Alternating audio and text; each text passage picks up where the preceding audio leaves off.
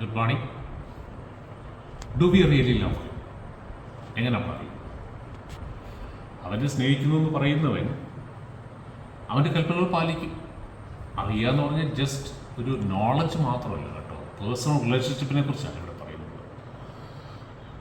നാം അവൻ്റെ കൽപ്പനകൾ പാലിച്ചാൽ അതിൽ നിന്ന് നാം അവനെ അറിയുന്നു തീർച്ചയായും. എന്ന് പറഞ്ഞാൽ ആ പേഴ്സണൽ റിലേഷൻഷിപ്പ് വെറുതെ അറിയുകയല്ല, പരിചയപ്പെടുകയല്ല. അതിനപ്പുറമായിട്ടുള്ള വ്യക്തിബന്ധത്തെക്കുറിച്ചാണ് വചനം ഇവിടെ സൂചിപ്പിക്കുന്നത്. അപ്പോൾ നമ്മൾ കർത്താവിനെ സ്നേഹിക്കുന്നുണ്ടെങ്കിൽ അവൻ്റെ കൽപ്പനകൾ നമ്മൾ പാലിക്കും. എന്നിട്ട് അടുത്ത് പറയാം, 4-ാം വാക്യം പറയാണ്, 1 John chapter 2 verse 4. ഞാൻ അവനെ അറിയുന്നു എന്ന് പറയുകയും അവൻ്റെ കൽപ്പനകൾ പാലിക്കാതിരിക്കുകയും ചെയ്യുന്നവൻ കള്ളം പറയുന്നു, അവനിൽ സത്യമില്ല. വളരെ ശ്രദ്ധിച്ചോണം കേട്ടോ. പല ആൾക്കാരും ഇത് തിരിച്ചറിയുന്നില്ല. പല ആൾക്കാരുടെയും വിചാരം ഞാൻ കർത്താവിൻ്റെ സ്വന്തമാണ്, ഞാനൊരു ദൈവപൈതലാണ്, ഞാനൊരു ക്രിസ്ത്യനാണ്, ഞാനൊരു വിശ്വാസിയാണ്. കാരണം ഞാൻ പാടുന്നു, ഞാൻ പാട്ടുപാടുന്നു, ഞാൻ ആരാധിക്കുന്നു, എനിക്ക് കരച്ചിൽ വരുന്നു, എനിക്ക് കർത്താവിനെ ഭയങ്കര ഇഷ്ടമാണ്. ഇതെല്ലാം കുറച്ച് സമയത്തൊക്കെ, പ്രത്യേകിച്ച് സൺഡേ നല്ലൊരു വർഷിപ്പുണ്ട്, നല്ല വർഷിപ്പ് സോങ്സും മ്യൂസിക്കും ഉണ്ടെങ്കിൽ ഭയങ്കര സന്തോഷം, ഭയങ്കര കരച്ചില്ല, ഭയങ്കര ആത്മാർത്ഥത. എനിക്ക് വേറെ ഒന്നും വേണ്ട, ഈ കർത്താവ് മാത്രം മതി, എല്ലാം ഞാൻ വിട്ടുകളയും. എന്നിട്ട് പുറത്തോട്ടിറങ്ങിയാലോ, എനിക്കൊന്ന് പ്രേരണ അവിടെ കയറും. നമ്മുടെ ഗേറ്റിനോട് ചെയ്യല്ല, ഈ സ്വിമ്മിംഗ് പൂളൊക്കെ ചിലപ്പോൾ നമ്മളെ ഡ്രസ്സസ് എല്ലാം ഒരു നമ്മളവിടെ ലോക്കർ വെച്ചിട്ടൊക്കെ കാണുന്നത്. അതിന് ശേഷം കയറി ഷവർ കഴിഞ്ഞിട്ട് വീണ്ടും അതെടുത്ത് തിരിച്ചിട്ട് പോകും എന്ന് പറഞ്ഞാലേ, ചർച്ചിലോട്ട് കയറുന്നതിന് മുമ്പേ നമ്മുടെ ഈ സ്വഭാവങ്ങളെല്ലാം തൽക്കാലം ഗേറ്റിലൂടെ സെക്യൂരിറ്റി ഉള്ളവരോട്ട് ഏൽപ്പിക്കും, അല്ലെ ലോക്കറിലോട്ട്. അകത്ത് വരെ നമ്മൾ വേറൊരു മനുഷ്യനാണ്. എല്ലാം കഴിഞ്ഞു തിരിച്ചു വന്നു, ഈ ഏൽപ്പിച്ചെല്ലാം തിരിച്ചെടുത്തിട്ട് പുറത്തോട്ടിറങ്ങി പഴയ അവരെക്കുറിച്ചാണ് പറയുന്നത്. നാം അവനെ അറിയുന്നു എന്ന് പറയുകയും അവൻ്റെ കൽപ്പനകൾ പാലിക്കാതിരിക്കുകയും ചെയ്യുന്നവൻ കള്ളം പറയുന്നു, അവനിൽ സത്യമില്ല. ഇത് കേൾക്കുമ്പോൾ ചിലപ്പോൾ നമ്മുടെ ഉള്ളിൽ ഒരു കുറ്റബോധം വരും. ഒരു മനുഷ്യനും പെർഫെക്റ്റ് അല്ല കേട്ടോ, ഞാനത് ആദ്യം പറഞ്ഞു. ആരും പെർഫെക്റ്റ് അല്ല. കർത്താവിൻ്റെ വരെയും ആരും പെർഫെക്റ്റ് ആകത്തുമില്ല. പക്ഷേ നമ്മുടെ ഉള്ളിൽ പെർഫെക്ഷനുമായിട്ട് വലിയൊരു ആഗ്രഹമുണ്ട്. കുറവുകളുണ്ടാകില്ലെന്ന്, വീഴ്ചകളുണ്ടാകില്ലെന്നല്ല.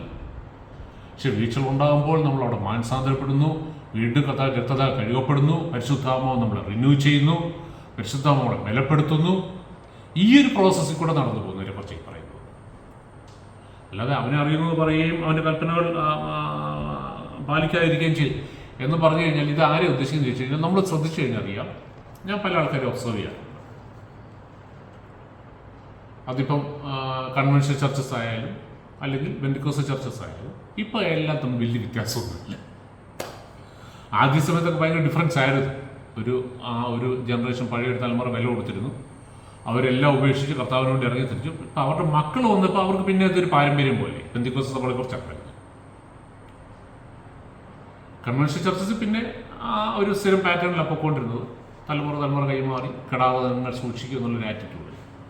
അല്ലാതെ പ്രത്യേകിച്ച് ഒരു സ്പിരിച്വൽ ഗ്രോത്ത് ഒന്നും അവിടെ കണ്ടിട്ടില്ല. ഞാൻ അതിൽ കൂടെ വന്നുകൊണ്ടാണ് അത്ര ബോൾഡായിട്ട് പറയുന്നത്. എൻ്റെ കാര്യമാണ് പറഞ്ഞത്, മെജോറിറ്റിയുടെ കാര്യം. ആരും പണം കൊണ്ട കാര്യമൊന്നുമില്ല. തന്നെ പരിശോധിച്ചാൽ മതി. കർത്താവിനെ എത്രമാത്രം സ്നേഹിച്ചതെന്നൊന്ന് ആലോചിച്ചാൽ അപ്പോൾ കൂടി കിട്ടും. വെറുതെ പണങ്ങിട്ട് കാര്യം. ഇപ്പം ഇവിടെ പറയുന്നത് എത്ര വർഷമായിട്ടും കൃത്യമായിട്ടും ആരാധനയിൽ സംബന്ധിക്കുന്നുണ്ട്, കൊടുക്കേണ്ടതെല്ലാം കൊടുക്കുന്നുണ്ട്, അവിടെ എന്തെങ്കിലും ആക്ടിവിറ്റീസിലെല്ലാം പാർട്ടിസിപ്പേറ്റ് ചെയ്യുന്നുണ്ട്, അതിൻ്റെയൊക്കെ മുമ്പിൽ നിൽക്കുന്നുണ്ട്, കോർഡിനേറ്റ് ചെയ്യുന്നുണ്ട്. കഴിഞ്ഞ ദിവസം ഞാൻ ഒരാളുമായിട്ട് സംസാരിച്ചപ്പം ഒരാളെക്കുറിച്ച് ഒരാൾ പറഞ്ഞൊരു കാര്യമാണ്. അദ്ദേഹം ഭയങ്കര ആത്മീയനാണ്. ഞാൻ ചോദിച്ചാൽ എന്താ പറയാൻ കാര്യം? അവരുടെ സഭയിലല്ല അവരുടെ ചർച്ചിൽ എല്ലാ കാര്യത്തിനും അദ്ദേഹം മുൻപന്തിയില്ല. എന്ത് കാര്യമുണ്ടെങ്കിലും അദ്ദേഹം മുൻപന്തിയില്ല. ഞാൻ ഈ പറഞ്ഞ ആളോട് പറഞ്ഞു, അതുകൊണ്ട് ആത്മീയനാണെന്ന് അർത്ഥമില്ലെന്നോ. ആത്മീയനാണെങ്കിൽ കർത്താവുമായിട്ട് അവർക്കൊരു വ്യക്തിപരമായ ബന്ധം കാണും. അതിൻ്റെ അടിസ്ഥാനത്തിൽ അവരുടെ ജീവിതത്തിൽ ഒരു ട്രാൻസ്ഫോർമേഷൻ ഉണ്ടാവും, ഒരു മാറ്റമുണ്ട്, ഒരു സ്പിരിച്വൽ ഗ്രോത്ത് ഉണ്ടാവും. കർത്താവിനെ അവർ സ്നേഹിക്കും. ആ സ്നേഹത്തിൻ്റെ പ്രതിഫലനമായിട്ടാണ് അവർ ചെയ്യുന്നത്.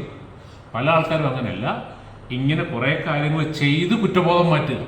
എന്തെങ്കിലും ചെയ്യണമല്ലോ, അത് മുഴുവൻ പ്രോഗ്രാംസാണ്.